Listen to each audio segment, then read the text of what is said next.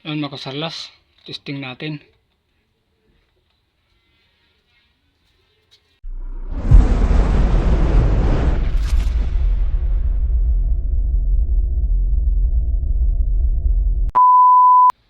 Ayan mga kasarlas,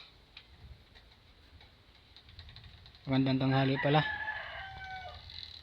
Ito na pala yung aking ginawang speaker box.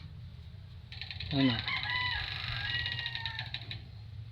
Yan yung kanyang speaker, 6.5 inches yung kanyang speaker niyan.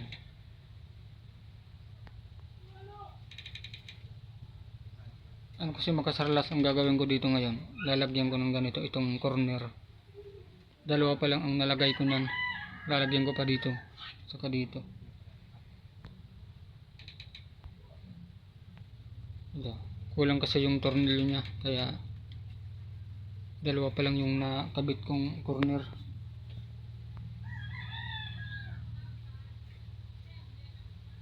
Oh. At ito pala yung kanyang ampli.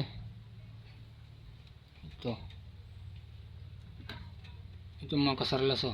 In-order ko to sa online.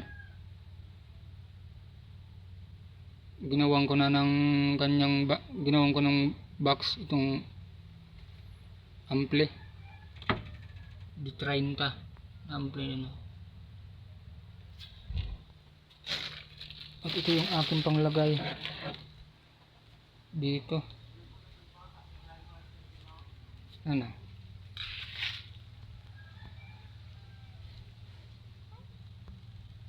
Ang speaker niya pala makasarlas ay subwoofer pala yan. Subwoofer. Yan yung speaker. Lalagyan ko pala nito corner. Yan. Yan makasarlas, ilabang muna natin. Yan makasarlas, oh. Maliit lang ito makasarlas. Yan. Ilabang muna natin kasi lalagyan ko ng corner.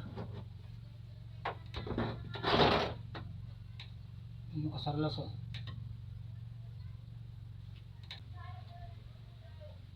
Yan makasarlas, lagyan na natin ng corner.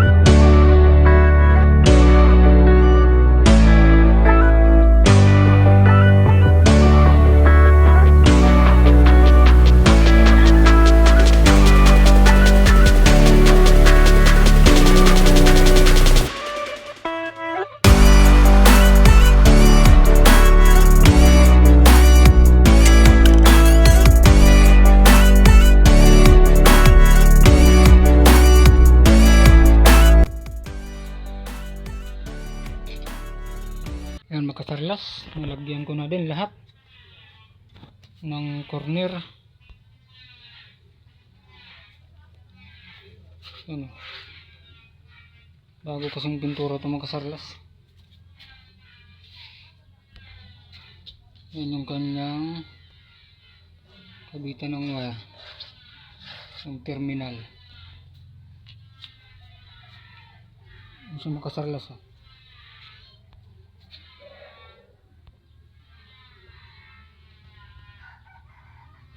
Ayan natin sa labas. Lagyan din ng terminal. At titestingin ko ito ngayon makasarlas. Titestingin ko ngayon. Ito ko ilalagay. Ano?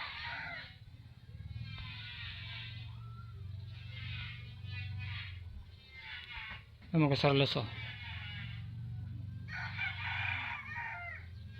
Lagyan din.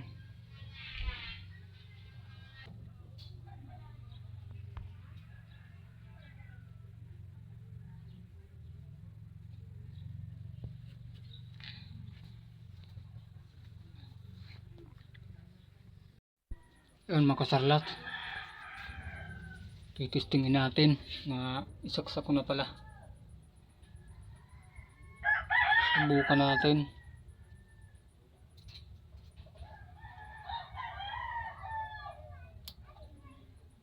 Yan umiilaw na siya. Ayan makasarlas. Testing natin. Yan okay na siya.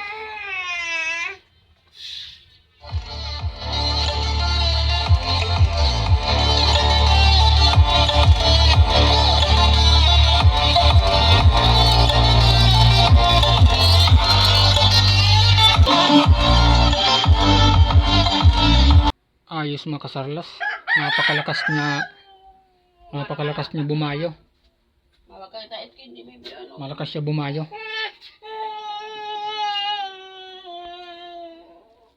Kahit maliit lang siya, talagang napakalakas niya. Grabe. Hindi ako nagsisi sa ginawa ko nitong box makasarlas, talagang napakalakas niya. Ang 6.5 lang yung kanyang speaker. Ang lapad, lakas bumayo. Ayos na ayos. Gapang na gapang yung kanyang yung kanyang bass. Pero makasarlas, hanggang dito lang muna.